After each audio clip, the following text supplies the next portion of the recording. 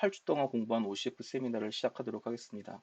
처음에 세미나의 목표를 OCF로 해서 공부했지만, 왜 OCF가 필요한지도 몰라서 공부하는데 상당히 어려움이 있었습니다.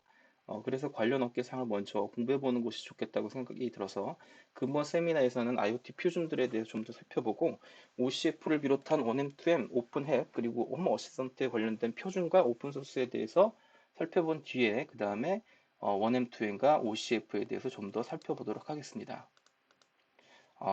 다음은 IoT 생태계입니다. 사물 인터넷 아키텍처입니다. 구글링에서 대충 찾은 건데요. 개념적으로는 다들 비슷한 것 같습니다. 디바이스들에서 데이터를 게이트웨이를 통해 수집한 다음에 이를 스트림 데이터 프로세싱을 통해 빅데이터에 저장하고 분석하고 머신러닝을 돌려서 모델도 만들고 또 이를 기반으로 디바이스를 제어하기도 하고 모바일이나 웹 어플리케이션을 통해서 디바이스를 모니터링하거나 로직을 넣어서 디바이스를 제어하는 방식이 대부분이더라고요. 다음은 3월 인터넷 표준화 스택입니다. 3IEEE랑 3GPP에서는 링크 레이어의 LTE 기반의 사물 인터넷 통신 프로토콜을 표준을 만들고 있고 IETF에서는 6LoWPAN, DTLS, TLS, COAP, HTTP와 같은 네트워크 레이어 및 트랜스포트 레이어, 그다음에 어플리케이션 프로토콜 레이어를 담당하고 있습니다. 그리고 마지막으로 저희가 주요하게 살펴본 어플리케이션 레이어나 서비스 레이어는 1M2M, OCF, L, 라이트웨이트 M2M 등의 표준들이 각각 자기 기관들에서 표준을 지정해서 어, 교육 및 라이선싱을 이제 장사하고 있는 생태라고 보여집니다. 네, 첫 번째로 알아볼 표준은 OCF인데요. OCF는 오픈 커넥티비티 파운데이션이라는 곳에서 주도하고 있습니다. 삼성, 인텔 등 여러 기업들이 하고 있다고 하는데요. OCF는 OCF는 COAP 프로토콜을 위해서 REST 구조를 기반으로 사물 인터넷 장치끼리 연결할 수 있게 한 표준이라고 합니다. OCF는 서버 클라이언트 기반이며 OCF 서버는 센서를 포함한 디바이스 장치를 말하고요. 예를 들면 스마트 전등을 의미할 수도 있겠습니다. 스마트 전등이라고 하고 할 수 있고요. 그다음에 OCF 클라이언트는 스마트 전등에서 연결해서 밝기를 조정하거나 스위치를 켜고 끄는 역할을 하는 스마트폰이라고 보시면 될 것 같습니다. OCF 클라이언트는 직접 서버에 연결할 수도 있고 클라우드를 통해서 연결할 수도 있습니다. 다음은 1M2M입니다. 이 표준은 TTA, 국내 TTA나 ETSI 등 한국, 유럽, 북미, 중국, 일본 등의 표준화 단체가 공동으로 설립한 기관에서 만든 표준입니다. 1M2M 플랫폼이 제공하는 기능은 공통 서비스 기능으로 정의하고 있습니다. 이 공통 서비스 기능에는 사물 인터넷 서비스 어플리케이션이 주로 사용하는 것을 정의한 것으로 데이터 저장하고 공유하고 장치 관리, 그다음에 그룹 관리, 구독 통지 또는 위치 정보, 과금, 보안 기능들이 포함되어 있다고 합니다.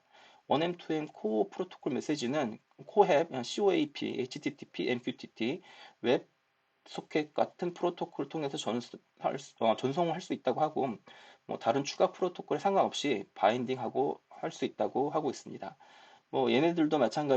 얘네들도 OCF랑 마찬가지로 다양한 인더스트리에서 이 표준을 사용했다고 자랑을 하고 있죠. 그리고 또 올조인 OCF, 라이트웨이트 M2M과도 연동 규격을 제공하고 있습니다. 다음에 살펴본 건 OMA의 라이트웨이트 M2M입니다. OMA가 단체일 수도 있고 규격인 것 같기도 하고요. 그래서 여기서 이제 IoT용으로 가볍게 만든 프로토콜이 라이트웨이트 M2M이라고 하는데요. 얘네들도 비슷하게 OCF와 유사하게 코헵 기반의 레스트 아키텍처를 이제 기반으로 한다고 합니다. 라이트웨이트 M2M도 OCF와 같은 서버 클라이언트 모델입니다. 라이트웨이트 M2M의 인터페이스는 부트스트랩, 클라이언트 등록, 디바이스 관리 및 서비스, 정보 보고 4개의 인터페이스가 있다고 하는데요. 그리고 메시지 데이터 포맷은 일반 텍스트, 그다음 라이트웨이트 M2M 제이슨, TBL이라는 프로토콜이 있다고 하는데 이 TBL은 잘 찾아보진 못했네요. 그리고 클라이언트는 서버에 리소스를 만들 수도 있고 리소스는 논리적 구조인 오브젝트로 묶을 수도 있다고 합니다. 그 다음에 살펴본 거는 오픈 웨이브인데요. 오픈 위브죠. 오픈 위브인데 예전에 지금 위브는 구글에 인수된 걸로 알고 있었는데 현재는 오픈 소스로 공개되어 있습니다. 위브는 홈 에어리어 네트워크의 각 노드와 모바일 장치 사이에 동기화 규격을 제공한다고 하는데요. 뭐 여기서 동기화는 서로 간에 통신할 수 있고 제어할 수 있다는 의미로 볼 수 있을 것 같습니다. 위브는 스키마, 서비스, 프로파일, 메시징, 패브릭 등의 구성 요소로 되어 있습니다.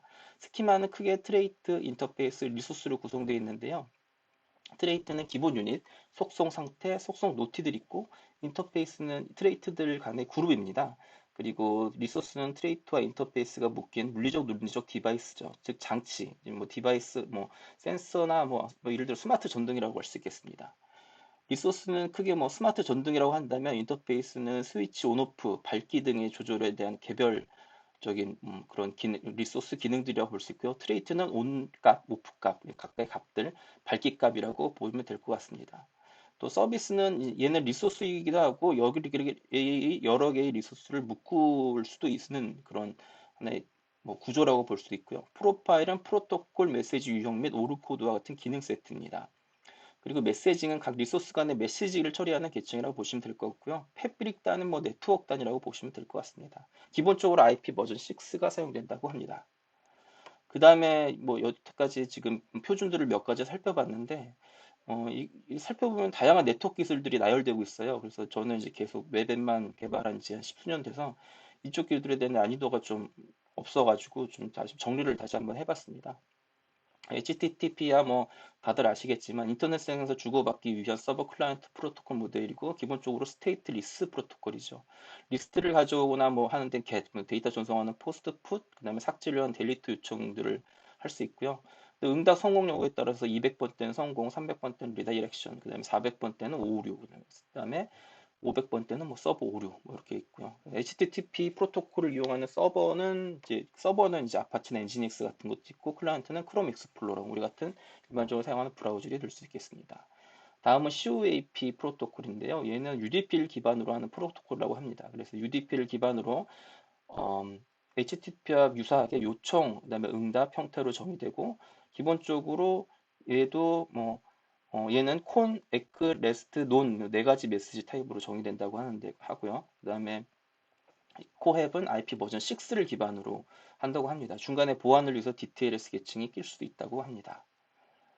그 COP 메시지 타입 중에서 콘은 응답 메시지가 도달했는지를 알기 위해 사용되고, 에크는 콘에 대한 응답 메시지이고, REST는 클라이언트에게 콘을 받았지만 실패했을 경우에 사용되고, 노는 ACK, 에크를 요구하지 않는 타입이라고 합니다. 이 코앱도 마찬가지로 get, post, put, delete 메소드가 있습니다. 다음은 MQTT인데요. MQTT는 지연과 손실이 심한 네트워크 환경에서 센서 같은 작은 기기들의 신뢰성 있는 메시지 전달을 위해서 IBM이 개발했다고 합니다. 경량은 펍서 프로토콜이고 펍서는 모두 브로커 서버 안에서 연결해서 토픽을 발행하고 구독할 수 있다고 합니다. 다수의 클라이언트가 하나의 토픽을 구동할 수도 있고 또 얘네들은 특이하게 3단계로 QoS를 제공한다고 하는데요. 레벨 1은 메시지를 최대 한 번 받을 수 있고 레벨 레벨 제로는 메시지를 최소 한 번 받을 수 있고 유실 가능성이 있죠. 그다음에 레벨 1은 최소 메시지를 한 번 받을 가능성이 있으니까 즉 메시지를 중복돼서 받을 수 있고 레벨 2는 메시지를 단 한 번만 정확하게 받을 수 있도록 보장한다고 하는데 아무래도 네 하고 그다음에 브로커는 메시지 서비스를 제공해서 버스와 연결되어 있는 클라이언트들에게 버스와 연결되는 클라이언트들은 모두 메시지를 읽고 쓸 수 있다고 합니다. 그다음에 제트웨이브인데요. 제트웨이브는 특이하게 그 홈 오픈앱이나 그다음에 홈 어시스턴트 같은 오픈 소스에서 자주 언급되고 지원이 되는 그런 프로토콜이라서 따로 이렇게 찾아봤는데요. 이 제트웨이브는 직비랑 비슷하게 네트워크 단위 프로토콜이라고 합니다. 그래서 처음에는 덴마크의 젠시스사에서 개발을 했다고 하는데 결국 2008년도에 미국 회사에 인수되었고 주로 미국에서 많이 사용되어 있는 것처럼 보입니다. 제트웨이브는 900메가대의 주파수를 사용하기 때문에 좀 더 원거리를 갈 수 있고 아무래도 주파수 대역이 낮기 때문에 투과율보다는 이제 돌아가는 회절을 하는 이런 성질들이 강해서 또 원거리에 전송할 수 있다고 하고 전송 속도는 100bps 최대 233개 노드까지 소화 가능하다고 합니다. 어, 대충 이제 다른 오픈소스나 이런 자료 찾아볼 때 제트웨이브에 대한 언급이 좀 디스커버리나 이런 쪽에 특성이 있는 것 같은데 그거에 대한 자료는 제가 정확하게 찾지 못해가지고 어떤 특성 때문에 얘네들이 그 디바이스 디스커버리에 좀 유리한지 그런 부분은 좀 찾지 못했습니다. 하지만 그런 부분이 좀 특화가 돼 있다고 생각이 됩니다. 네, 직비입니다. 직비는 뭐 다들 아시겠지만 저전력 장치 간의 자격도 저렴하고 저속도로 통신할 수 있도록 지향한 물리계층과 넷계층의 표준이라고 합니다. 네트워크 구성 요소로는 뭐 코디네이터, 라우터, 디바이스로 구성되어 있고, 코디네이터는 이 직비 네트워크를 설정하고 뭐 노드들을 관리하는 역할을 하고, 라우터는 구성 요소들 간의 통신 패킷을 준비하는 역할을 하고, 나머지 마지막 디바이스는 이제 저전력 장치로 볼 수 있겠습니다. 직비는 기본적으로 수개월 또는 수년간 사용이 가능하고 활성 모드 및 슬립 모드를 가지고 있다고 합니다. 그리고 디바이스 설치 및 유지 보유 비용이 상대적으로 작으며 작은 프로토콜 스택과 네트워크당 높은 노드 밀집도를 가질 수 있다고 합니다. 많은 장치들에서 이제 직비를 지원하고 있다는 걸로 알고 있습니다. 그 다음은 로우 파워 와이드 네트워크 LPWA인데요. 한국말로 하면 저전력 광대역이라고 할 수 있을 것 같습니다. 뭐 아무튼 이쪽 영역은 LPWA는 저전력으로 소량의 데이터를 멀리 보내는 원거리로 보내는 기술을 말한다고 합니다. 그래서 오른쪽 하단에 있는 LTWA는 로와 시그폭스라는 기술이 있다고 합니다. 다음으로는 이제 로라웬, 네. 로라웬 롱 레인지 와이드 에리어 네트워크라는 걸 먼저 살펴볼 건데요. 이거는 로라 얼라이언스 다국적 연합체에서 주도하고 있다고 합니다. 또 얘는 디바이스 핸드오버 과정이 불필요하다고 합니다. 네, 디바이스 핸드오버라고 하면 셀룰러 폰을 가지고 뭐 LTE 폰을 가지고 있다고 하면은 LTE 폰을 가지고 뭐 예를 들어 차 타고 지나갈 때 이 기지국에 저지 기지국으로 이렇게 연결할 때 이 기지국에 저 기지국 연결할 때 그 연결되는 이제 중간에 핸드오버 과정이 필요한데 그런 핸드오버 과정이 불필요하다고 합니다. 이거는 게이트웨이는 여기서 이 뭐 구성 요소 중에 하나 게이트웨이가 있나 본데요. 게이트웨이는 포워딩 역할만 하고 단순한 접속 절차로 이제 대량의 디바이스를 수용할 수 있는 특징이 있다고 합니다. 또한 어댑티브 데이트 레이터 기술로 SNR이나 RSI, 뭐 신호색이나 신호 특성, 신호 강도 등을 분석해서 디바이스별로 전송 속도를 좀 다르게 하고 송신 파워도 좀 다르게 조절할 수 있다고 하는 특성이 있다고 합니다. 그리고 얘는 또 로라 RF는 또 다른 IP10별 체계와는 또 좀 IP10별처럼 좀 다른 체계를 갖는다고 하고 이 로라 네트워크도 비면허 네트워크 예를 들어서 면허 네트워크라고 하면은 LTE나 이제 그 통신사에서 구매해서 몇 조 단위로 구매해서 사용하는 뭐몇 2기가 뭐 2.1기가 뭐 1.8기가 뭐 이런 대역대를 면허 대역대로 하고 뭐 나라별로 틀리겠지만 900MHz나 뭐 443MHz 뭐 이 정도 영역대를 이제 비면역 대역대라고 하는데 뭐 비면역 대역대도 마찬가지로 와이파이 수준 2.4기가 5기가 내도 비면역 대역대죠. 이런 비면역 대역대를 사용하는 통신이라고 합니다. 근데 상대적으로 얘네들은 이제 주파수가 고 5기가처럼 높은 게 아니라 좀 낮은 주파수를 사용하는 걸로 보이고요. 그 다음에 살펴본 건 시그폭스입니다. 시그폭스는 프랑스의 시그폭스사가 주도하고 있는 장거리 네트워크 통신입니다. 이것도 맞아 비면허 대역인 ISM 밴드 대충 900MHz 근방이라고 하고요. 연간 디바이스당 사용료를 1유로 정도 받는다고 하고 자료를 찾아봤더니 국내에도 뭐 진출해 있는 것 같더라고요. 네, 이거는 IoT 전용 통신망을 제공해주는 업체라고 보시면 될 것 같습니다. 그 다음에 NB-IoT인데요. 뭐 한국말로 하면 협대역 사물 인터넷 뭐 이건데요. 이거는 이제 면허 대역인 LT 네트워크를 그대로 사용해서 이제 원거리로 저전력 사물 통신을 지원하는 기술이라고 볼 수 있습니다. 기존의 LTE나 3D 주파수 대역에서 이제 그 대역폭을 사용하는데 200kHz밖에 대역폭을 사용하지 않아서 이제 협대역 전송 네트워크라고 합니다. 그래서 대역폭을 적게 사용하기 때문에 그만큼 보낼 수 있는 용량의 한계가 있는 거죠. 그래서 기존에 구축된 네트워크들을 이제 활용할 수 있는 장점이 있고요. 이 종류별로는 뭐 인드밴드, 가드밴드, 독립 주파수 모두가 뭐 지원이 된다고 하는데 인밴드는 이제 LTE 면허 주파수 대용 뭐 1.8기가 내에서 뭐 안에 200kHz 정도 조그맣게 할당해 사용하는 거를 뭐 인밴드라고 할 수도 있고 하고 그 가드밴드는 LTE 가장자리 부분에 뭐 부반송파에 가깝게 배치한다는 방식이라고 합니다. 독립 주파수는 뭐 예전에 그 GSM 대역 3G 이전에 나온 뭐 WCB 대면이나 이쪽 대역의 일부를 할당해서 사용하는 방식이라고도 합니다. 그 다음은 이제 뭐 IP 버전 6인데요.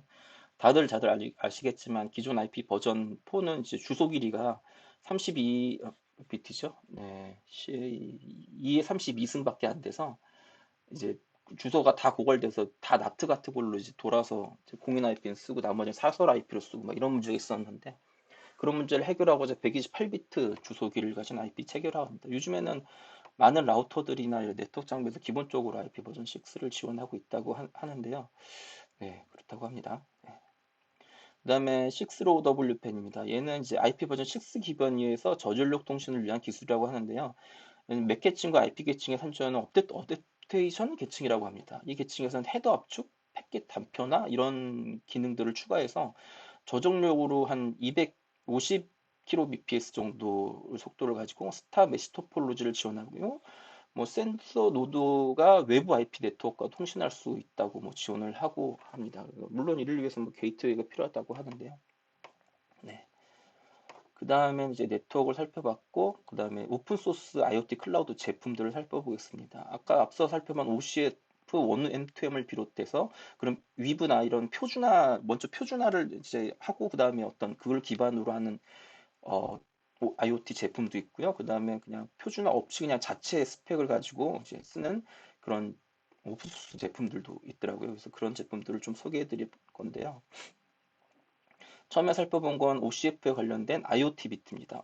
OCF는 기본적으로 테스트 킷 형태로 제공하는 IoT 비트라는 도구가 있는데요. 얘는 OCF 표준 사양으로 구성된 오픈 소스이고 현재는 이제 OCF 1.3 사양으로 모든 필수 기능, 옵션 기능을 수용하고 있다고 합니다. 이 IoT 비트는 뭐 노드.js, 자바와 같은 고급 생활 개발 언어 환경에서도 뭐 제공한다고 하는데 기본적인 구현은 C와 C++로 되어 있고 자바는 제가 보내는 자세하게 안 살펴봤지만 JANI를 통한 이제 라이브러리를 이제 호출해서 C 라이브러리 호출해서 사용하는 게 아닐까 하는 생각이 들고요. 그다음에 IoTBT 라이트도 있던데 얘는 좀 OCF 1.3 스펙을 좀 가볍게 구현했다고 하고 상대적으로 저사양 하드웨어에서 돌아갈 수 있도록 할 수 있다고 합니다. 어, 뭐 클라우드 관련된 샘플도 제공한다고 하는데 이건 아직 저희 사이트를 전체 다 뒤져본 건 아니라서 나중에 저희가 OCF를 쓰겠다고 하면 요거를 좀 전문적으로 좀 분석을 해봐야 될 것 같기도 합니다. 다음은 이제 원엠2M인데요. 국내에서는 좀 특이하게 그 TTA에서 만든 이제 표준이잖아요, 원엠2M이. 근데 이 규격을 기반으로 전자부품 연구원 수주에서 SKT에서 제작한 것으로 보이는 모비우스라는 오픈 소스가 있더라고요. 얘가 발주된 게 만들어진 게 2014년도에 만들어졌고 지금도 전자부품 연구원에서 계속 관리를 하고 지금 모비우스 3.0까지 업그레이드 되었다고 합니다. 기본적으로 뭐 얘네들은 MQTT와 COAP, 뭐 웹소켓 다 지원하고 노드 기반으로 다 만들어진 것 같더라고요. 그래서 이것도 나중에 시간 되면 살펴봐도 재밌을 것 같다는 생각이 듭니다. 그다음에 오픈이브입니다. 얘는 또 특이하게 구글에서 뭐 했다고 하지만 지금 오픈 소스로 공개되어 있으니까 오픈이브는 아까 전에 말씀드렸던 스펙에 비슷하게 다 C++로 구현되어 있고요. 그 테스트 도구가 있는데 얘는 이제 해피라는 테스트 도구도 제공하더라고요. 그리고 C++로 구현되어 있는 만큼 각 리눅스나 OS나 뭐 윈도우 빌드 바이너리를 미리 만들어 놓고 제공을 하고 있기 때문에 모든 시스템에 설치 가능하고 그다음에 자바랑 iOS에 대한 앱도 제공하고 특이하게 얘네들은 이제 디바이스에 관련된 디바이스 쓸 수 있는 SDK도 같이 제공하는 게 좀 되게 특이한 것 같더라고요. 다른 표준들은 그냥 스펙만 안 찾아봤지만 스펙만 제공하는 것 같기도 한데요. 아무튼 네, 그렇습니다. 그다음에 1M2M, 라이트웨이트 M2M인데요. 얘는 표준 스펙 자체가 이제 돈을 내야지만 이제 뭐 볼 수 있다고 하더라고요. 그래서 스펙 자체를 찾아보진 못했지만 기본적으로 뭐 어떤 능력자분께서 자바랑 C 기반으로 위에 링크해 보시면 이렇게 다 오픈 소스로 자바랑 C로 오픈 소스로 저 스펙에 맞게 구현돼서 놨더라고요. 나중에 뭐 우리 스펙 만들 때 시간 되면 같이 찾아보시는 것도 괜찮을 것 같습니다. 그 다음에 오픈 헤비라는 오픈 소스인데요. 제가 이게 찾아봤던 이유가 어, 오픈 헤비랑 이제 다음에는 오픈 어시스턴트라는 제품을 찾아봤는데 얘네들은 또 특이하게 따로 영역이 있더라고요. 그 제품군의 영역에 스마트 홈이라는 뭐 제품이라는 그런 영역이 있는데 그 영역의 제품군이 두 개면 뭐 여러 개가 있겠지만 크게는 이 두 개가 있는 것 같더라고요. 그래서 기본적으로 얘네들 보니까 가정에서 라즈베리나 PC 등에 설치되어서 그 가정에 있는 스마트 디바이스나 센서를 제어하고 모니터링 할 수 있는 기능을 제공하는 그다음에 모바일 앱도 제공해 서 센서나 모니터링을 할 수 있는 뭐 제어할 수 있는 뭐 이런 역할도 같이 수행하고 또 UI도 상당히 깔끔하더라고요. 그 두 개 뭐 제품은 물론 이제 그 기본적으로는 이제 가정에 PC에 설치돼서 가정 내에 있는 것만 컨트롤하지만 상용인지 오픈인지 모르겠지만 클라우드 기반으로도 같이 이 비슷한 서비스를 같이 수행하더라고요. 근데 첫 번째 얘네들을 살펴보게 된 이유가 그 다른 오픈소스들은 기관에서 표준을 만들고 그 표준만 제시해놓고 이제 거의 그 수준이 1M, 1M2M은 이제 그걸 제품을 만들었지만 오시박스 같은 경우는 막 되게 샘플 수준의 오픈소스도 막 되게 보기 힘들고 막 이런 정도의 수준밖에 제공 안 하는데 얘네 제품들은 이미 그런 비슷한 기능인데 상용 수준에서 그 뭐 굉장히 그냥 어떤 되게 고도화가 잘 된 오픈 소스더라고요. 사용하기 편하고 그래서 얘네들은 어떤 표준을 내부적으로 가지고 있는지 그리고 자체적으로 플러그인도 뭐 구글이나 아마존이나 다양한 뭐 디바이스 플러그인도 굉장히 많더라고요. 그래서 어떤 자체적인 표준이 있는지 궁금해서 찾아보게 돼서 얘네들이 이제 뭐 일단 껴넣어 발표 아니, 소개를 해드리는 거거든요. 그래서 다음부터 좀 오픈앱을 좀 살펴보도록 하겠습니다. 오픈앱은 2010년 카이크 이로제라는 폴란드 사람처럼 보이는데 그분이 이제 개발하기 시작했다고 하고요.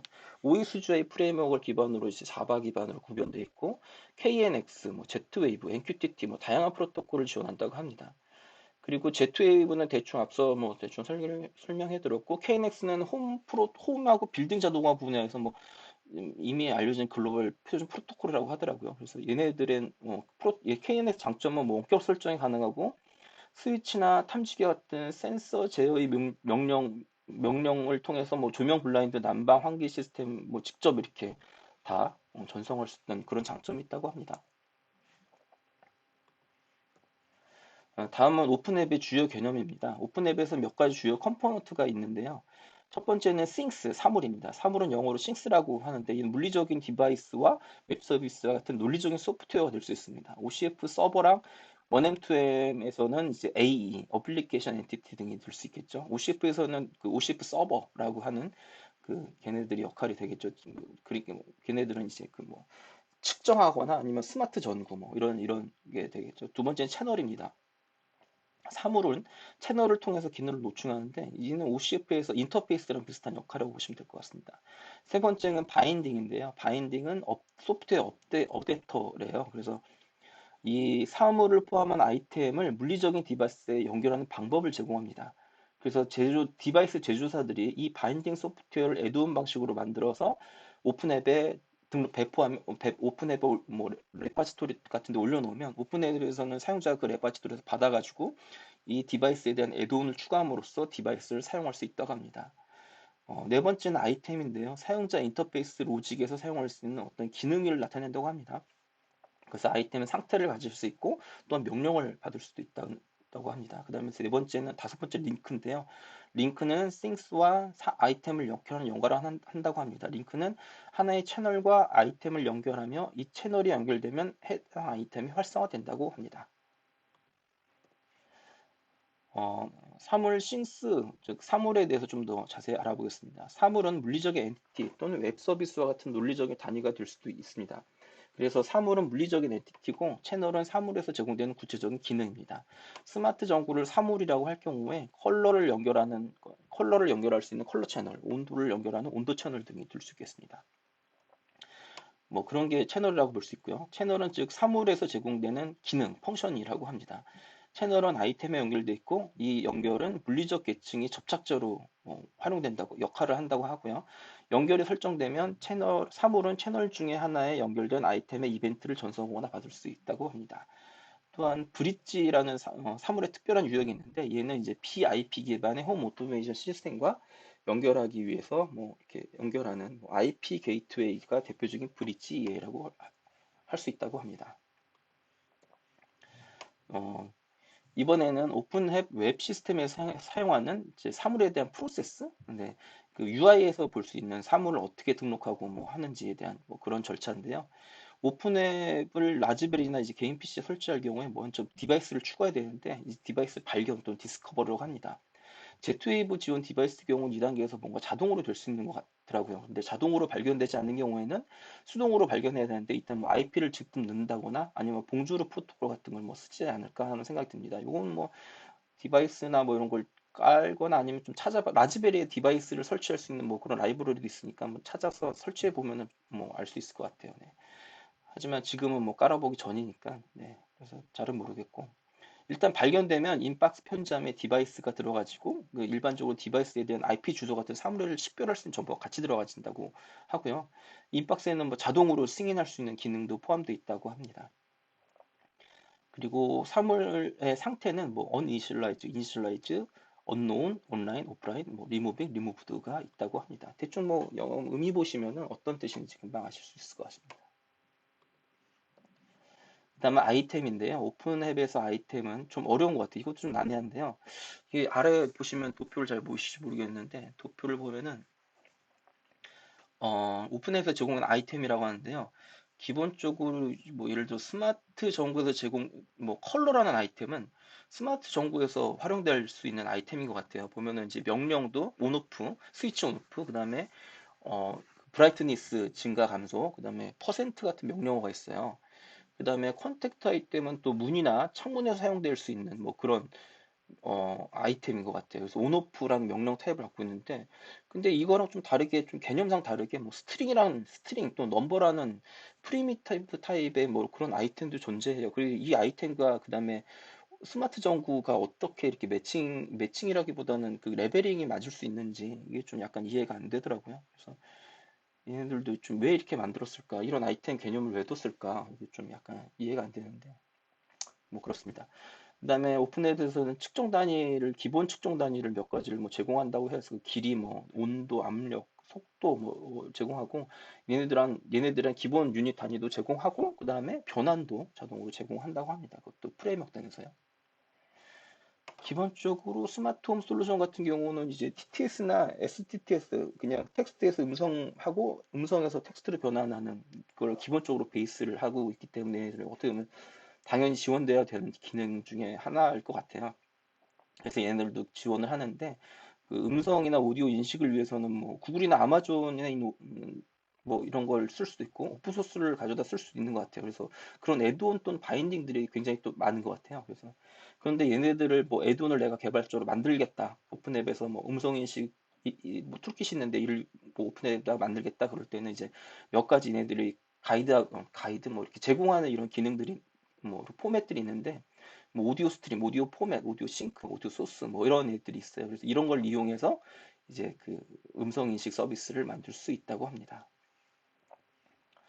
그래서 다음은 이제 그 제일 어떻게 보면은 제일 궁금했던 부분이군요, 개인적으로는. 그래서 오픈앱에서는 바인딩, 애드온을 제작할 때 어떻게 구현할까? 이 바인딩 결국 디바이스랑 매핑되어 있는 거잖아요.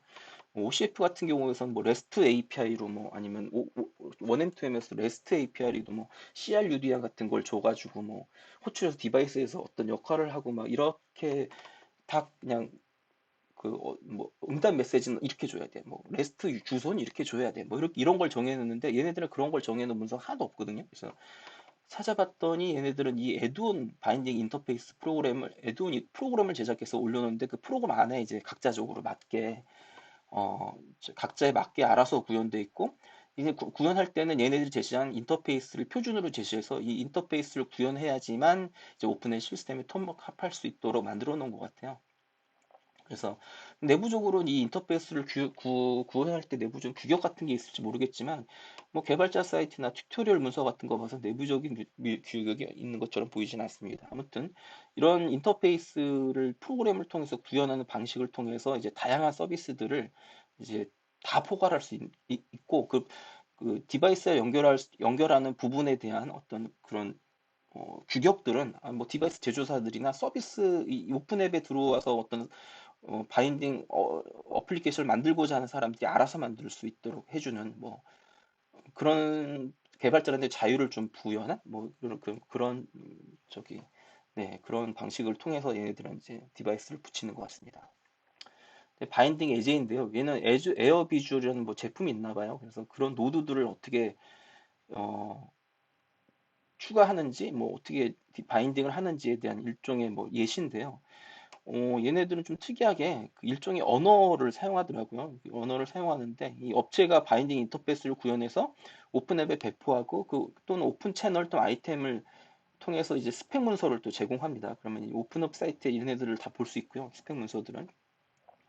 오픈앱에서는 일종의 언어를 통해서 사용자가 디바이스를 발견을 하고 규칙을 정할 수 있게 제공을 하는데, 이 언어 자체를 뭐 물론 이제 일반 사용자가 쓰기는 어렵겠죠. 근데 그래서 나중에 보면은 웹상에 UI를 제공해 줍니다. 이건 쉽게 추가할 수 있도록. 그래서 근데 기존에는 이제 뭐 UI가 만들어지기 전에는 좀 더 이 언어를 쉽게 작성할 수 있도록 비주얼 스튜디오 코드에 플러그인으로도 제공을 하더라고요. 그래서 얘네 오픈 앱 같은 경우는 이런 방식을 통해서 에코시스템도 굉장히 많이 있고요.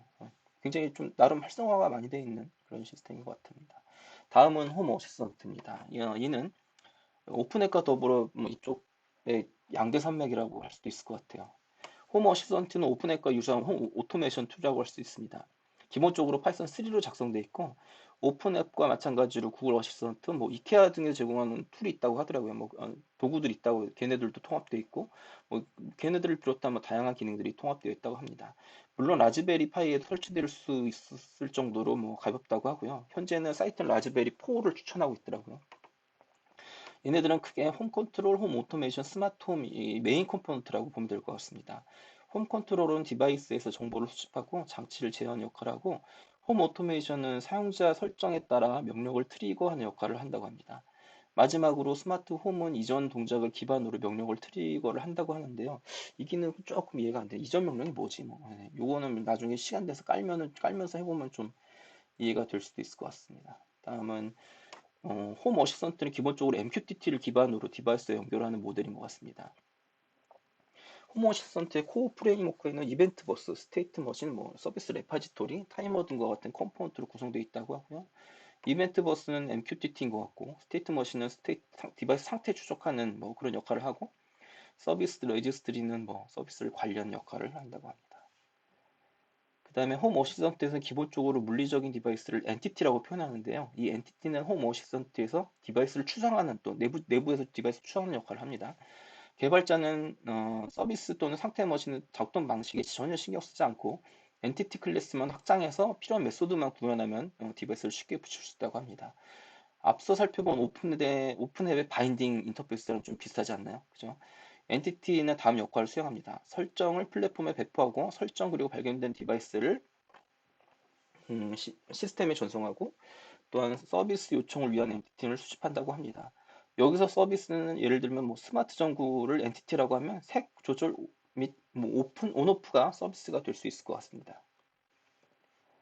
그 다음에는 홈 어시스턴트 엔티티 작성인데요. 파이썬 클래스로 이제 작성해서 뭐 이제 작성하는데, 오픈웨이브 바인딩 인터페이스 작성하는 것보다 훨씬 간단해 보입니다. 네.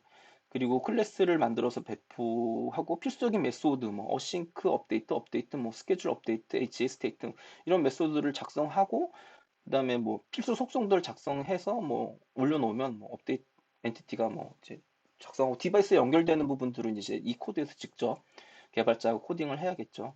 기본적으로 MQTT 기반인 것 같아요. 네. 그 다음에는 1M2M 스펙에 대해서 좀 더, 1M2M에 대해서 좀 더 자세히 알아보도록 하겠습니다. 1M2M은 IoT 서비스 계층 및 네트워크, 하드웨어와 IoT 어플리케이션 사이의 중간 계층, 미디어를 정의하여 IoT 어플리케이션의 다양한 기능을 제공한다고 합니다. 또한 적절한 식별 기능도 제공하고, IoT 장치와 어플리케이션의 데이터 교환 제어를 제공한다고 합니다. 인증 암호화 또는 원격 프로비저닝, 원격 설정 등등등등도 제공하고, 기본적으로 IP 기반으로 제공되는데, BIP 기반은 뭐 프록시를 통해서 제공할 수 있다고 합니다. 또 이것도 OCF나 라이트웨이트 M2M 같이 레스트 기반이라고 합니다. 1M2M의 탄생 목표는 도메인에 상관없이 수평적인 아키텍처를 표준화된 API로 제공해서 공통 프레임워크를 제공을 하는 것이라고 목표로 한다고 하는데요. 표준화된 API를 사용하면 네트워크 및 프로토콜, 그리고 데이터 직렬화 부분에 대한 세부 정보를 추상화할 수 있죠. 그래서 개발자들은 자신의 유즈 케이스와 비즈니스 로직의 과 프로세스에만 집중할 수 있는 장점이 있다고 합니다. 1M2는 다양한 산업 부분에 사용할 수 있는 IoT 어플리케이션에 필요한 기능을 제공한다고 하는데요. 물론 이제 장치 게이트웨이 같은 어플리케이션은 클라우드 어플리케이션과 협동할 수 있는 기능도 제공합니다. 물론 얘네들은 스펙만 제공하겠죠. 기능은 구현은 이제 그 스펙을 제공하면 이렇게 하는 담당에서 이제 개발을 해야 되는 거고요. 그다음에 다양한 전송 프로토콜과 직렬화 형식을 지원한다고 합니다. 네, 뭐 아무튼 그렇고요. 그다음에 1M2M의 구성 요소는 뭐 여러 가지가 기본적으로 뭐 AE, CS, NE, CS, CSE, NSE 뭐 이렇게 돼 있는데요. A는 엔티티, 그다음에 CSE는 어플리케이션 엔티티, 그다음에 CSE는 커먼 서비스 엔티티, 네트워크 그 NSE는 말이 꼬네. NSE는 네트워크 서비스 엔티티라고 정의를 하는데요. 각각은 이제 엔티티는 M2M 어플리케이션 서비스 로직을 구현하는 어플리케이션 계층이고요. 어플리케이션 엔티티는 어플리케이션 죄송합니다. 계층이고 각 어플리케이션 객체는 다수의 M2M 노드 또는 단일 노드에 2번 이상 상주할 수 있다고 합니다. 커먼 서비스 엔티티는 1M2M 서비스 계층에 사용되는 공통 서비스를 제공하는 인스턴스이고 어플리케이션 엔티티가 사용할 수 있는 공통 서비스의 기능의 몸입니다. 네트워크 서비스 엔티티는 CS에서 사용하는 어떻게 보면 네트워크를 제공하는 계층이라도 할 수 있겠습니다. 원엠2 앱에서는 특이하게 A나 CSE와 CSE 간에 연결하는 부분을 어떤 별도의 참조로 나눠서 제시하는데요. 뭐 프로토콜들이나 방식에 따라 달라질 수도 있어서 뭐 그럴 것 같은데요. 뭐 여기서 MCA는 AE와 CSE 간의 연결을 나타내는 것 같고, MCC는 CSE와 CSE 간의 연결을 의미하고, MCA는 또 CSE와 NSE와의 통신 흐름을 의미하고, 뭐 MCC 닷은 뭐 다른 M2M 서비스 간의 연결하는 흐름을 이렇게 별도로 정의해서 뭐 이렇게 표현한다고 하더라고요. 그리고 얘네들은 어플리케이션 데디케이트 노드, 즉 AD에는 하나 이상의 A를 가지고 있고 CS를 가지지 않는 장치를 의미한다고 합니다. 즉 센서나 액추에이터, 가벼운 장치를 ADN, 뭐 단말 이런 걸로 같아요. 그래서 얘네를 ADN으로 정의하고 어플리케이션 서비스 노드는 CSE를 포함한 하나 이상의 A가 존재한다고 하는데 얘는 좀 더 강력한 센서나 서버 기능까지 같이 하는 예를 들어서 이런 센서나 액추에이터에서 뭐 데이터를 수집하는 역할을 하는 뭐 이런 거를 이제 ASN이라고 정의를 하고 또 미들 노드 M에는 하나의 CSE를 가지고 또는 있고 건물 또는 주변 도시 집기의 데이터 노드 뭐 이런 걸 의미한다고 하는데요. 그리고 인프라스트럭처 노드는 뭐 CSE를 하나 포함하고 있고 M2M 제공 업체마다 꼭 하나씩 있어야 한다고 하는데 뭐 얘네들은 클라우드 서비스 제공하는 뭐 서버나 이런 그런 제공자 뭐 1M2M 클라우드 제공하는 서비스 제공자 뭐 이런 서버일 수도 있을 것 같습니다. 그다음에 1M2M도 REST API를 기반으로 해서 A와 CS의 데이터 검색이 가능하다고 하고요. 기본적인 구성 요소는 기초 요소, 자원 속성 및 데이터 타입, 프로토콜 바인딩, 그리고 CRUD, 마찬가지 CRUD가 있겠습니다. 1M2M에서는 앞서 배운 참조점, MCA, MCC를 통해서 전송되는 서비스 사이의 메시지를 프리미티브라고 하더라고요. 그래서 얘네 프리미티브는 그냥 요청응답 메시지 정도로 요청응답 메시지 포맷 이런 걸로 좀 생각하시면 될 것 같습니다. 1M2M 프리미티브 구조인데요. 메시지 포맷 헤더와 바디의 규격 정도로만 이해하시면 될 것 같습니다. 다른 포맷과 같이 헤더와 바디로 구성되어 있고 헤더 정보는 오른쪽 그림과 같이 OP, OP는 오퍼레이션, 뭐 CRUD의 오퍼레이션, 그 다음에 to는 누구에게 요청하냐, RCA는 컨텐츠, 응답 컨텐츠, 뭐 포맷, 뭐 이런 게 될 거고요. 뭐 FR은 from 누구로부터 갔냐, 그 다음에 RQI는 뭐 근데 요청하는 뭐 어떤 쪽에 식별자 등이 있겠죠. 그 다음에 응답 헤더에도 뭐 RCS, 응답 스테터스 코스, URI가 있고 리퀘스트 아이덴티파이어도 똑같이 있고요. 뭐 그 다음에 컨텐츠가 내용에 응답에 포함되어 있죠. 그리고 얘네들 1M2M에서 요청과 응답은 HTTP 요청과 같이 쌍으로 이루어집니다. 기본적으로 요청 응답 쌍이죠. 그 응답은 기본적으로 CRUD이고요. 요청 시에는 엔티티 아이디, 리소스 아이디가 포함되어야 하고 어디에서 요청하고 어디로 요청할지는 정보도 앞서 봤죠. 프롬프트, FR2 뭐 그런 것도 등록해야 되고 그다음에 오퍼레이터, 그다음에 필터 크리테리아 뭐 이런 것들이 포함될 수 있고요. 응답에는 뭐 상태 코드, 요청 식별자, 내용 등이 있습니다. 그 다음에 살펴본 건 CFS의 기능주에서 제공한 주요 기능인데요. 뭐 등록, 그다음에 데이터 관리, 그다음에 어플리케이션 계층 관리, 그다음에 커뮤니케이션 관리, 딜리버리, CS 리소스 발견, 위치 관리, 그룹 관리, 뭐 구독 통지 등의 역할을 하는데 제가 보면 대충 OCF 서버 역할 정도로 보입니다. 그다음에 1M2M에서 리소스에 어떤 기능을 제공할지 요청하는 경우에 하위 리소스에 대한 리소스만 반환한다고 하는데요. 리소스도 이제 계층적으로 구성되어 있는데 그 어떤 리소스 중간에 있는 리소스를 요청에 대한 리소스 정보를 요청하면 하위 리소스를 가지고 온다는 의미로 보면 될 것 같습니다. 리소스에 대한 요청할 경우 몇 가지 커뮤니케이션 모드가 있다고 합니다. 그럼 블로킹, 논 블로킹, 비동기, 블로킹, 동기 모드가 있다고 하는데요. 뭐 블로킹은 요청하면 기다렸다 받는 거고, 논 블로킹은 요청하면 전달하고 단일화 하고 있다가 알림 받아서 이제 알림 받고 이제 알림이 있는 상태에서 노티 받는 건데 알림은 이제 동기적으로 받는 거고, 논 블로킹은 좀 약간 좀 이해가 안 돼요. 이거는 네, OS 단의 얘기인 것 같은데 이걸 어떻게 구현했다는 얘기인지 구현하란 얘기인지도 잘 모르겠고, 네. 뭐 이런 걸 한다고 합니다. 네. 그리고 1M2M 리소스도 OCF 리소스랑 좀 비슷한 개념이 있는 것 같습니다. 네, 1M2M에서는 A나 CSE 등이 정당한 디바이스 또는 센서인지를 판별하기 위해 등록 절차를 거쳐야 한다고 해요. 그래서 등록 절차는 일반적으로 인증 절차를 통해서 엔티티에게 식별자, 아이디를 부여하는 절차라고 보시면 될 것 같고, 피등록자만 A 같은 경우는 CS에 등록을 하면 되고, A는 보안 증명 자격을 통해서 CS에서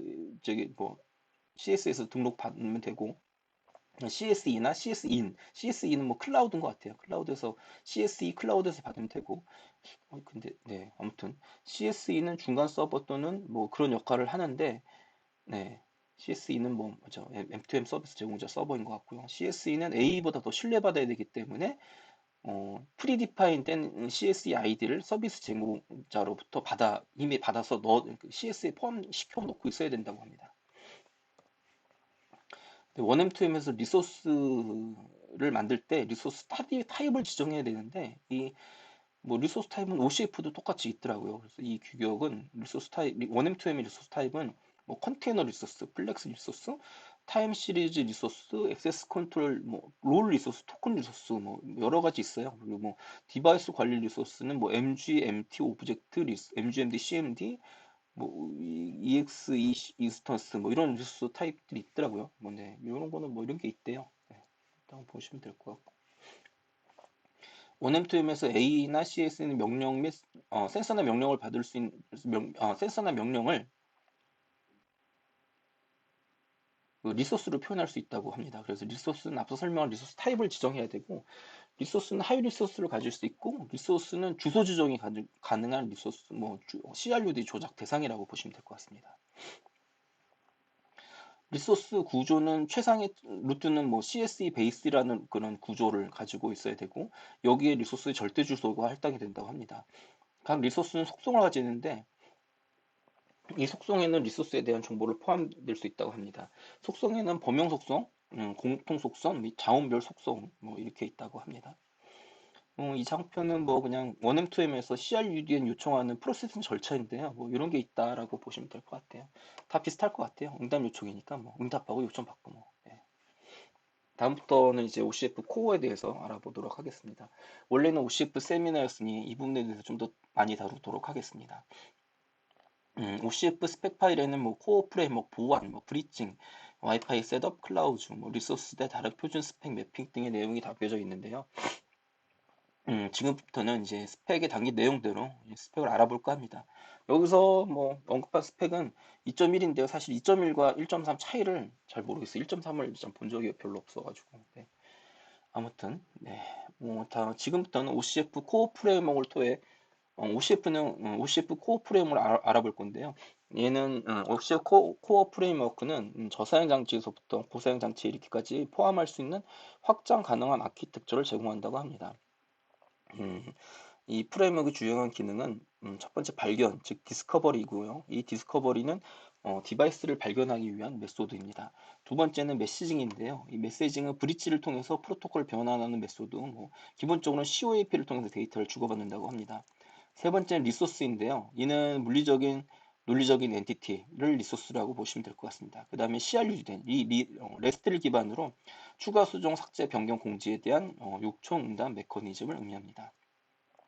다섯 번째는 디바이스의 식별자, OCP의 리소스를 식별하기 위한 URL에 대한 지원에 대한 내용이고요.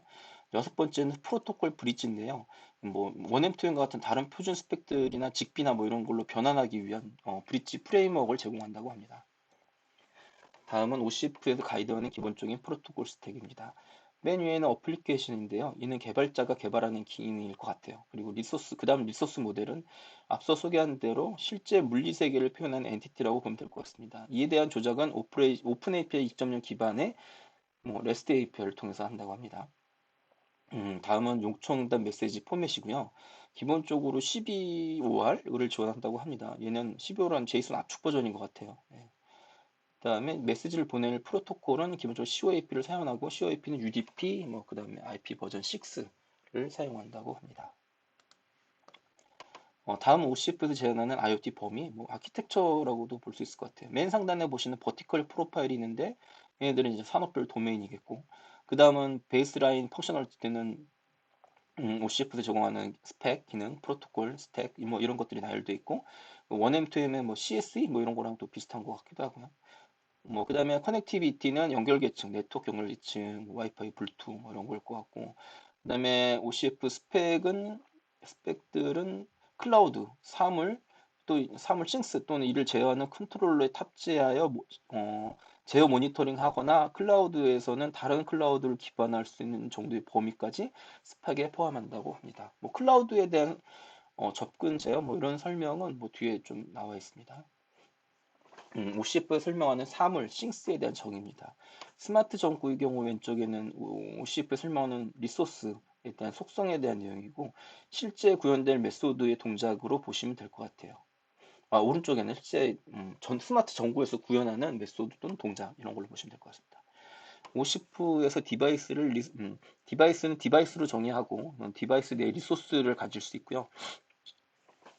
스마트 전구에서 하나 리소스를 보면 스마트 전구 디바이스 안에는 스위치 리소스, 디밍 리소스, 밝기 리소스 등이 있고 이 안에는 CRU를 통해서 온, 오프, 그냥 디밍, 디밍은 범위를 0부터 100까지 조정할 수 있고 또 밝기도 조정할 수 있고 다 REST API로 할 수 있다고 이렇게 정의를 하죠. 그래서 실제 디바이스에서는 OCF 리소스에 대한 요청을 받으면 바이너리 스위치 요청을 스위치 온오프 메소드, 디민 요청 메소드, 그다음에 브라이트 요청은 set 브라이트, 오른쪽에 보시는 set 브라이트 함수와 대응해서 이제 상응한다고 보시면 될 것 같습니다.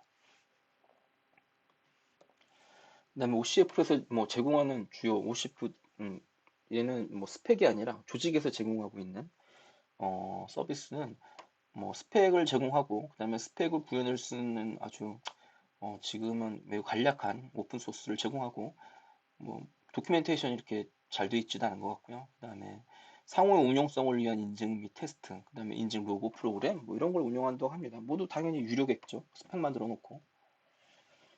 그다음에 OCF의 기본적인 아키텍처는 REST풀 기반을 하고 있고요. 여기에 대한 간략한 설명입니다. 리소스를 기반으로 요청을 주고받고 리소스는 앞다 설명했다시피 실제 세계의 엔티티를 리소스로 표현하고요. 여기서 서버는 장치, 센서 장치는 서버, 그리고 이를 제어하는 거는 클라이언트는 스마트폰. 그래서 스마트폰이 클라이언트가 되고 서버가 장치가 되겠죠. 스마트폰이 센서에게 CRUD 요청해서 응답력 조치를 받을 수 있는 내용들을 표준에서 정의를 하고 REST 기반으로 가고요. 그 다음에 REST 기반 아키텍처 스마트폰의 COAP로 온도가 몇 도냐 REST로 물어보면은 그다음에 센서는 지금 23도야 이런 내용들을 오른쪽에 보시면은 제이슨 형태로 나오고 있죠. 그래서 이런 제이슨에 대한 형태에 대한 포맷은 나중에 좀 언급을 할 겁니다. 그래서 OCF에서 디바이스나 서버에 대한 역할 이런 건데요. 딱 두 가지밖에 없습니다. 서버, 클라이언트. 우리가 알고 있는 서버 클라이언트 역할은 딱 그 역할이고요. OCF 서버는 호스트 리소스를 호출하는 논리적인 엔티티입니다. 앞에서 본 센서일 수도 있고 센서를 가진 감지 장치일 수도 있고요. OCF 서버는 클라이언트에 발견될 수도 있고 그 다음에 클라이언트에서 초기 요청을 하면 뭐 응답할 수도 있어야 됩니다. 초기에 뭐 설정 뭐 이런 거겠죠. 초기 설정. 네. 그다음에 OCF 서버는 발견이나 CRUD 액션을 통해서 OCF 서버가 노출한 리소스와 상호작용할 수 있는 논리적인 엔티티라고 합니다. 네. OCF 클라이언트죠. OCF 클라이언트. OCF 클라이언트는 OCF 서버가 노출한 그런 뭐 예를 들어 스마트폰이 되겠죠. 네. 그리고 OCF 서버는 하나 이상의 리소스를 가질 수 있고요. 앞서 살펴본 스마트 전구를 예를 들면 쉽게 이해할 수 있을 것 같습니다. 스마트 전구 리소스는 디밍 리소스, 스위치 리소스, 그 다음에 밝기 리소스를 가지고 있었죠. 리소스는 실제 세계 엔티티를 표현하고 각 리소스는 속성을 가지는데 이 속성은 리소스에 대한 메타 정보를 표현합니다. 그리고 특이하게 리소스는 인터페이스를 가지더라고요. 이 OCF에서는. 이 인터페이스는 리소스에 대한 뷰를 제공한다고 합니다. 좀 제가 볼 때는 뷰에 대한 범위를 제한하는 게 큰 목적인 것 같고요. 그리고 1M2M과 마찬가지로 리소스는 리소스 타입이 있는데 1M2M과 좀 다르게 리소스 타입은 콜렉션 리소스, 디바이스 설정 리소스, 아이콘 리소스, 뭐 디스커러블 리소스, 플랫폼 리소스, 뭐 리소스, 디렉토리 리소스, 뭐 이런 모든 걸 다 리소스 타입으로 정의하네요. 그래서 이렇게 정의를 하고요. 리소스는 속성을 가질 수 있습니다. 이게 리소스 속성은 리소스에 대한 메타 정보이고요. 속성의 정의는 감 유형, 필수 여부, 액세스 모드, 타이틀 설명 등이 있대요. 그래서 공통 속성에는 리소스 타입, 뭐 얘는 RT라고 표현하고 인터페이스 IF, 이름은 N, 리소스 식별자는 뭐 ID, 뭐 ID겠죠. 네. 그래서 그렇게 표현한다고 합니다. 디바이스 타입은 디바이스를 정의하는 클래스입니다. 디바이스 타입은 디바이스에서 구현할 최소한의 리소스 타입 리스트를 가진다고 해요. 그래서 제조사는 뭐 제조사가 자체적인 리소스 타입을 추가할 수도 있고요. 디바이스 타입에는 리소스 타입들이 여러 개 추가되는 그런 개념이겠죠. 음, 뭐 디바이스 타입에는 제조사나 개발자가 정의한 그런 리소스 타입도 사용할 수 있을 것 같습니다. OCF는 특이하게 인터페이스를 제공한다고 하는데요. 인터페이스에 대한 인터페이스는 리소스에 대한 뷰를 제공합니다. 해당 뷰는 뭐 뷰에 대한 허용 범위 가능한 요청 응답을 정의하고요. 인터페이스를 통해서 뷰는 OCF나 디바이스 제조상의 인터페이스를 통한 제공된 뷰는 OCF나 디바이스 제조사에서 이렇게 따로 정의가 될 수 있대요. 인터페이스는 복수의 미디어 타입을 수용할 수 있고 응답도 할 수 있다고 합니다. 네. OCF에서 자주 나오는 몇 가지 인터페이스가 있는데 첫 번째는 베이스라인 인터페이스. 이 인터페이스를 뭐 리트리브 할 때, 질의할 때 리소스에다가 이렇게 파라미터를 주면 모든 구현된 속성이 리소스에 구현된 속성이 나오고 업데이트 할 때는 이 베이스라인 인터페이스를 포함하면 모든 리소스의 속성 업데이트 할 수 있다고 하고요. 두 번째는 링크 리스트 인터페이스고요. 인데요. 이 인터페이스에는 리소스에 포함된 링크 리스트를 뷰로 제공해 줍니다. 뭐 예를 들어 제이슨에 있는 배열, 리소스 배열을 보면 될 것 같다고 합니다. 리소스 안에 리소스 배열. 네. 그다음에 배치 인터페이스인데 요거는 요청 한번 땅 때려서 리소스 콜렉션과 상호작용하기 위한 여러 개의 리소스를 동시에 업데이트 한다거나 뭐 그런 거겠죠. 뭐 벌크 크리에이트 뭐 이런 개념이겠죠. 그다음에 로시에프에서는 스트럭처라는 기능을 또 제공합니다. 이 스트럭처에서 첫 번째 살펴볼 건 링크인데요. 링크는 리소스 간의 관계를 표현한다고 해요. 그래서 리소스 스트럭처의 기본 블록은 콜렉션이라고 하죠. 그래서 배열입니다. 배열. 네. 그리고 리소스의 관계는 또 링크로 표현하는데 이 링크는 링크 컨텍스트, 관계 타입, 타겟 URI 또 타겟 속성으로 표현할 수 있다고 합니다. 관계 타입에는 호스트, 셀프, 아이템 등이 될 수 있고 뭐 호스트나 셀프는 뭐 호스트는 호스팅 리소스, 링크 자체 컨텍스트, 아이템은 링크 컨텍스트 안에 어떤 콜렉션 멤버를 지정할 수 있다고 하고 타겟 속성에는 디바이스 아이디, 엔드포인트, 인터페이스, 링크 인스턴스, 정책, 리소스들이 정의될 수 있다고 해요. 근데 뭐 디바이스 아이디는 DI, 엔드포인트는 EPS, 인터페이스는 IF, 링크 인스턴스는 INS, 정책은 P, 그다음 리소스 타입은 RT. 근데 이 약자들을 좀 약간 그 OCF를 보다 보니까 좀 익숙해져야겠더라고요. 다 약자들이 너무 많아가지고. 근데 기본적인 약자는 또 자주 쓰이니까 또 쉽게 몇 번 보다 보면 이해가 되긴 해요.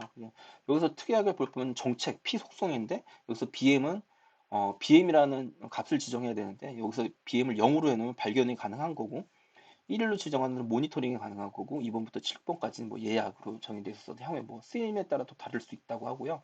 또 중요한 속성은 EPS 속성인데 이건 엔드포인트의 정보예요. 그래서 COAP 프로토콜과 IP6 포트 뭐 이렇게 지정이 되고, 7번 항목의 맨 뒤에 PRI를 보시면 우선순위가 이제 PRI 속성에 지정이 된다고 합니다. 그래서 엔드포인트별로 우선순위를 줄 수 있다고 합니다. 그 다음에 두 번째 살펴볼 스트럭처는 콜렉션입니다. 이 콜렉션은 복수 링크를 포함하고 있으면 이를 콜렉션이라고 합니다. 그래서 링크의 배열이 될 것 같은데요. 오른쪽에 하단에 보면은 마이 하우스라는 부분이 이제 리소스 URI고 RT 이게 리소스 타입이고요. 링크라고 표현된 부분 저게 콜렉션입니다. 리소스가 집이면 링크는 문, 천장, 계단 이렇게 나열해 주는 것 같아요. 근데 N은 보면 N 같은 경우는 이제 이름이 되겠죠. 그다음에 코어 프레임워크의 기본 동작이라고 합니다. 코어 프레임 몇 가지 기본 동작을 제공하는데 원엠, 투엠, 오픈앱과 같이 다른 오픈앱 소스를 동일하게 제공하는 개념인 것 같아요.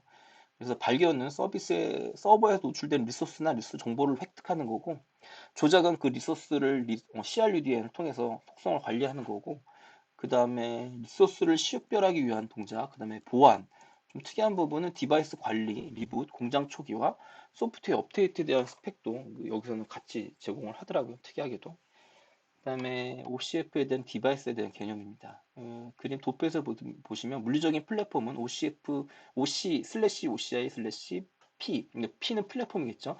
이 플랫폼 내에 여러 개의 디바이스가 올 수 있다고 해요. 그리고 디바이스 최상단에는 리소스가 오고, 그 다음에 디바이스 최상단에 리소스가 오고, 그 하위에는 디바이스가 올 수도 있고, 플랫폼이 올 수도 있고, 인트로스펙션? 얘 개념은 좀 이해가 안 되는데, 아무튼 올 수 있다고 합니다. 그래서 물리적인 플랫폼 URI 하나에 오른쪽 보시면 이제 OCI P라는 플랫폼 하나에는 리소스 타입이 정의되어 있고 그 리소스 타입 RT 리소스 타입에는 OCI WKP 이게 플랫폼을 의미하고 또 OCI 인터페이스 IP는 OCI if R.R 요게 인터페이스 타입인 것 같고요. 이름은 홈 플랫폼.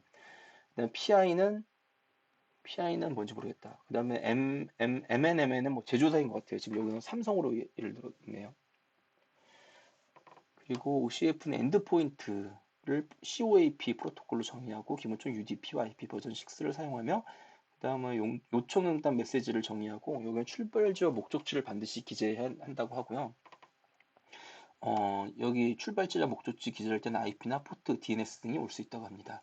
그래서 OCF 디바이스에는 하나 이상의 엔드포인트가 연결되어야 하고 그리고 디바이스는 여러 개의 엔드포인트가 매핑돼서 COAP나 HTTP 다른 프로토콜도 쓸 수 있도록 여러 개의 인터페이스에 매핑이 될 수 있다고 하고 엔드포인트가 그래서 엔드포인트는 앞서 살펴봤던 EPS 파라미터를 통해 노출된다고 합니다.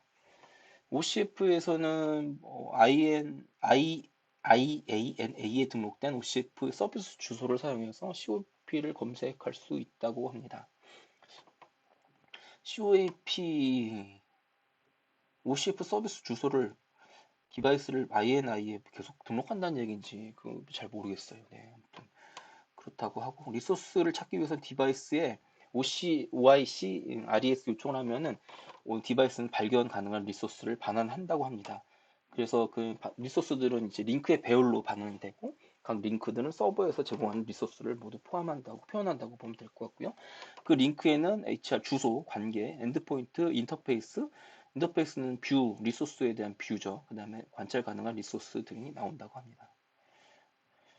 COF에서는 기본적으로 COAP를 통해서 메시지를 전송하는데, 근데 그래서 저사양 IoT 디바이스에 적합한데, 하지만 좀 더 큰 용량의 메시지 전달을 위해서는 RFC 7959에 정의된 COAP 블록을 사용할 수 있다고 합니다. 요건 제가 좀 더 공부를 해봐야 되는데, 시간이 없어서 공부를 못 해봤네요.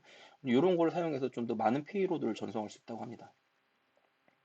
기본적으로 메시지를 주고받을 땐 예전에는 다 제이슨으로 있다가 중간에 어떤 문서를 보면은 기본적으로 CBUR을 사용하도록 해야 된다. 의무화돼 있다. 이런 식의 지정된 문서를 봐가지고 이 부분이 조금 헷갈리는데 기본적으로는 제이슨을 포맷을 내부적으로 쓰고 이제 주고받을 때만 CBUR로 인코딩 해서 응답해라 이런 의미인 것 같기도 합니다. 네. 왜냐면 가벼우니까. 네. 그리고 OCF에서는 특이하게도 디바이스 리셋, 하드 리셋에 대한 스펙을 정의하더라고요. 되게 특이하죠. 그래서 OCF 클라이언트 스마트폰이 서버, 뭐 OCF 디바이스에 OCI, SEC, 뭐 PSTAT, DOS.S 0으로 전속하면 디바이스는 하드 리셋을 트리거 해야 된다. 뭐 이렇게 정의를 하더라고요. 그래서 하드 리셋이 요청되면 디바이스에서는 뭐 OCI WKD, OCI WKP 속성을 기본값으로 설정하고 모든 관찰자는 다 취소되고 그다음에 옵저버는 다 취소되고 디바이스에서 뭐 자체 생성된 리소스는 뭐 RPNOP로 전환된 후에 삭제된다고 하는데 RPNOP가 뭔지를 잘 모르겠더라고요. 아무튼 디바이스 리셋은 이거 다음은 디바이스 리셋 뭐 재부팅 절차인 것 같아요. 디바이스 리셋을 하면 서버는 관찰 요청을 처리하긴 하지만 클라이언트에게 관찰 트랜잭션 스마트폰에게 관찰 트랜잭션 지금 처리하지 않아. 그래서 503 메시지를 보내야 된다고 합니다. 그리고 이번도 마찬가지로 OCI, WKD랑 P 설정을 모두 기본값 설정하고 그다음에 밴도기도 기본값 설정하고 기본 생성된 리소스들도 추가 생성된 리소스도 삭제하고 그다음에 관찰 트랜잭션도 5030 취소를 시킨다고 합니다. 이 부분은 뭐 디바이스 제조사에서 이렇게 구현을 하셔야겠죠. 네. OCF 코어에서는 지금 살펴본 뭐 몇 가지 리소스나 뭐 이런 플랫폼 사장 이외에도 디바이스 관리, 그다음에 플랫폼 설정, 아이콘, 알림 뭐 이런 설정들에 대한 리소스도 같이 정의를 하더라고요. 그래서 이 부분들은 뭐 크게 중요한 것 같지 않아서 그냥 음, 몰아서 일단 뭐 이런 것도 있다, 이런 것도 관리한다라고 설명드리는 거고요. 디바이스 플랫폼 설정 스펙에서는 디바이스가 클라이언트가 구성 가능한 정보를 업데이트하도록 OCI D 리소스를 노출해야 하고 플랫폼에서는 OCI P 리소스를 노출해야 한다고 뭐 정의하는 거고 정의한 항목은 이제 스펙 문서에 자세히 나와 있고 나와 있었네. 네, 나와 있던 것 같다. 디바이스 관리 스펙의 경우는 디바이스 유지 관리하기 위해서 OCF 진단 사양을 따라야 한다고 정의한 거고요. 알림 리소스는 클라이언트에서 제공되는 OCF 리소스 디바이스에서 발생한 오류 관리에 대한 사양이라고 합니다. 아이콘은 OCF 및 하위 시스템에 제공하는 아이콘 리소스 개념인데 이게 왜 있는지 좀 이해가 안 돼요. 아이콘은 갑자기 뜬금없게 아이콘을 어디다 쓰라고. 그 다음은 OCF 코어에서 제공하는 프레임워크를 기반으로 OCF 클라우드를 또 정리해서 얘네들이 추가적으로 한 것 같아요. 그래서 OCF 이 그림은 OCF 디바이스와 스마트폰 및 클라우드가 동작하는 방식에 대한 프로세싱 절차입니다. 우선 스마트폰은 인증 서버에 유저를 생성하고 액세스 토큰을 받고요. 그 스마트폰의 액세스 토큰을 이용해서 받은 다음에 그 액세스 토큰을 이용해서 클라우드에다 요청을 해서 디바이스 정보를 얻고 그 다음에 이때 디바이스랑 스마트폰에 뭐 아이디를 매핑한다거나 뭐 그런 걸 하겠죠. 그 다음에 장치에 대한 뭐 이런 그 어, 디바이스 아이디도 매핑을 하겠죠. 그래서 사용자와 장치를 일단 매핑시키고 이때 서버에서 액세스 토큰이 유효한지 체크한 다음에 뭐 책 맞으면은 이제 스마트폰은 유효한 정보를 기반으로 COAP 통신해서 디바이스 접근해서 디바이스 설정하고 그럼 디바이스는 이제 서버 IP나 이때 뭐 이런 걸 받아가지고 클라우드에다가 디바이스가 이제 등록 절차를 가지겠죠. 등록 절차를 하면 이제 그 사용자가 이제 스마트폰을 통해서 등록한 자기 액세스 토큰, 뭐 자기의 UID와 스마트폰 그 디바이스의 뭐 이런 거를 이제 실제 매핑하고 이제 등록하는 실제 단계를 거치고 자세한 내용은 다음부터 이제 설명을 해드리겠습니다. 앞서 설명한 계정 상설 노출을 좀 더 자세히 설명하고 있는데요.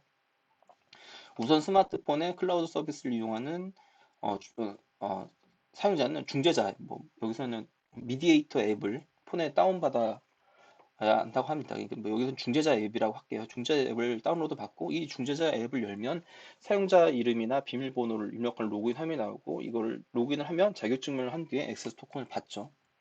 그다음 인증 정차가 완료되면 중재자는 클라우드 서비스 호스트의 클라우드 서비스에다가 액세스 토큰을 제공하고 그럼 중재자도 등록될 때 등록되는 중재자도 같이 등록되고 이 등록될 때 OCF 클라우드 사용자의 UID로 식별되고 이 UID는 클라우드 서비스 유저와 관련된 모든 중재자 인스턴스에서 동일하게 사용되는 거죠.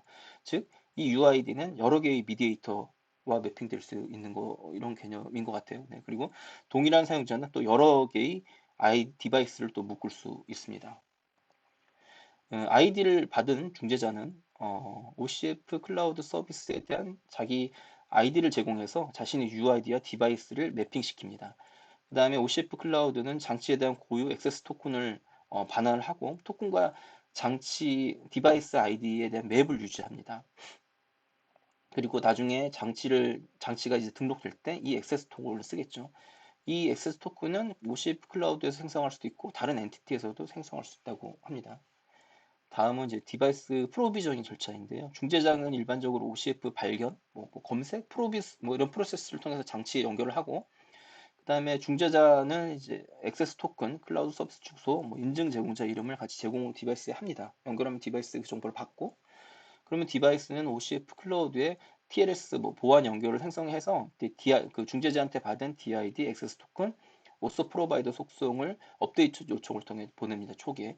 그럼 OCF 클라우드는 이 DI와 액세스 토큰이 현재 값과 일치하는지를 확인하고 그 디바이스 이때 액세스 토큰을 OCF 클라우드가 중재한 중재자 앱과 동일해야 되는 거죠. 만약에 값이 일치하면 OCF 클라우드는 계정 리소스 속성을 업데이트 계정 리소스 클라우드는 계정 리소스 속성을 업데이트 요청의 응답에 담아 보낸다고 합니다. 등록이 다 되면 이제 디바이스는 한 번 더 로그인을 해야 되는데 레지스트리 한 다음에 또 로그인하는 절차를 가지는데 디바이스와 OCF 클라우드 간의 TLS 보안 연결 세션이 설정되면 둘은 이제 데이터를 교환할 수 있는 로그인 절차를 수행하고요. 이때 디바이스는 업데이트 요청을 DI, UID, 액세스 토큰, 그다음에 로그인 파라미터의 로그인 파라미터 true라고 해서 담아서 보내면 로그인 된다고 합니다.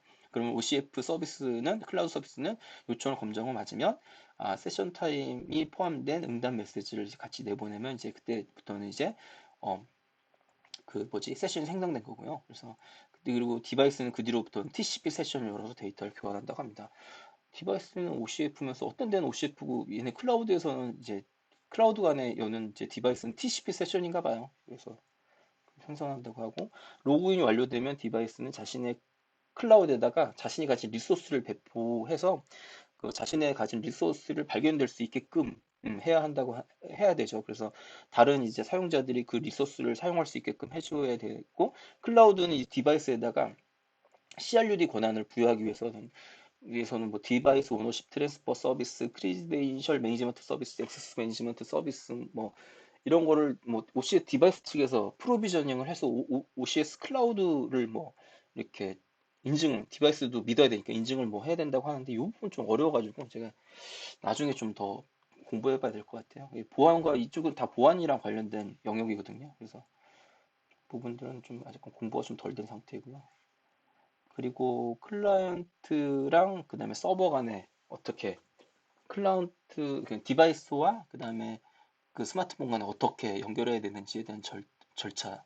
클라이언트가 이제 서버랑 어떻게 연결해야 되는지, 클라이언트도 동일한 절차를 걸어서 클라우드에 등록을 해야 된다고 하는데요. 여러 개의 사용자 디바이스는 사용자 아이디에 관련된 액세스 권한을 할당되고, 그리고 OCF 클라우드 서비스는 동일한 사용자 아이디를 가지고 있고, 이 사실의 기초에 이 아이디에 매핑된 디바이스들 간의 통신을 허용한다고 합니다. OCF 클라이언트가 클라우드 리소스 디렉토리에 있는 링크에 CRUD 작업을 보내면 클라우드는 그 요청을 디바이스로 전달하고 이 요청을 클라우드 서비스에 이 디바이스에서 요청 처리하고 그 다음에 클라우드 서비스 요청을 반환한 다음에 다시 클라이언트로 반환하는 이렇게 중간에 이제 클라우드 서비스가 매개체가 되는 중재자가 되는 이런 구조로 응답을 한다고 합니다. 그다음에 클라우드 서비스에서 연결 시간 expired in이 초과 되면 토큰 리프레시 요청을 업데이트를 요청에 실어서 토큰 리프레시 요청을 받고 리프레시 토큰을 받으면 이제 토큰 연장되고요.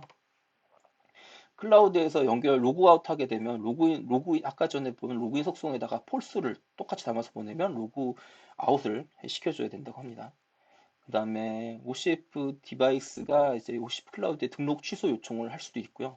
그러면 이때 델리트 요청을 통해서 딱 보내버리면 등록이 취소된다고 합니다. 등록이 취소되면 뭐 다시 로그인하거나 로그인하기 위해서는 앞서 설명한 미디에이터에서 중재자 앱에서 등록 프로세스를 다시 밟아야 된다고 합니다. 그 다음은 클라우드 리소스 디렉토리를 호스팅 디바이스를 리소스 디렉토리에 대한 설명인데요. 리소스 디렉토리는 를 통해서 OCF 클라우드는 디바이스를 간접 발견할 수 있게끔 해준다고 합니다. 리소스 디렉토리란 말은 말 그대로 이제 디바이스나 디바이스 제공하는 리소스에 대한 정보를 보관하고 있다가 사용자가 접근할 수 있게끔 해주는 클라우드 내의 서비스인 것 같아요. 여기서 간접 검색 인다이렉트 디스커버리라고 하는데 리소스 디렉토리는 리소스에 대한 정보를 클라이언트에 제공하는 역할을 한다고 합니다. 뭐 예를 들어서 왼쪽 그림 하단에서 볼 수 있듯이 클라우드는 디바이스 A, 디바이스 D에 대한 리소스 디렉토리 역할을 하고 뭐 디바이스 C에서 리소스 디렉토리 요청을 하면 디바이스 A, 뭐 디바이스 D에 대한 정보를 가지고 올 수 있다고 하고요. 그래서 클라우드가 없으면 이제 직접 장치 연결해서 리소스를 가져와야겠었죠. 예전 클라우드가 안 쓴다면. 네. 그다음에 로시에프 클라우드는 리소스 디렉토리를 위해 포함시켜야 할 몇 가지 동작이 있다고 합니다. 첫 번째는 리소스 디렉토리 검색. 요거는 디바이스가 리소스 디렉토리를 발견한 절차이고요. 그다음에 OCF 클라우드의 경우 디바이스의 디바이스를 리소스 디렉토리 등록하는 절차겠죠. 그다음에 리소스 배포입니다. 이는 디바이스 리소스를 디렉토리에서 제공한다는 의미겠죠. 그다음에 리소스 배포는 디바이스 리소스에 리소스를 배포하는 과정이고, 디바이스 노출은 디바이스 리소스 디렉토리 자체가 OYC, 그다음에 RES를 통해서 리소스를 호스팅하는 걸 의미한다고 합니다. 리소스 디렉토리를 호스팅할 때는 OCI, RES라고 그 URI에 OCI WK RD 리소스 타입 리소스를 노출시켜야 한다고 합니다. 이때는. 그리고 이때는 이제 보안 연결만 허용된다고 하고요. 다음은 디바이스를 최초 구성할 때 사용되는 디바이스의 와이파이를 연결하는 방법에 대한 설명하는 문서입니다. 디바이스를 처음 받아서 백오봉을 하고 전원을 넣더라도 네트워크 설정을 못하면 의미가 없죠. 그래서 최초에는 디바이스의 네트워크를 설정하는 방법을 OCF에서 제시하고 있습니다.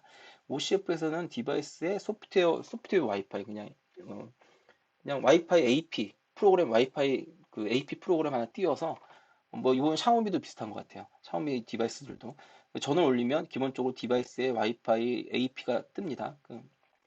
뭐 AP가 뜨고 이때는 SIS가 고정이 돼 있죠. 그래서 스마트폰에서는 이 고정된 SIS에 연결한 다음에 그러면 디바이스에 연결되겠죠. 그러면 디바이스 연결된다면은 홈에 있는 스마트 홈이나 홈에 있는 그 AP 실제 인터넷에 연결된 AP의 SSID나 B번을 넣으면 이제 그 정보가 디바이스에 설정이 되고 그럼 디바이스는 클라우드에 연결을 할 수 있는 상태가 되겠죠.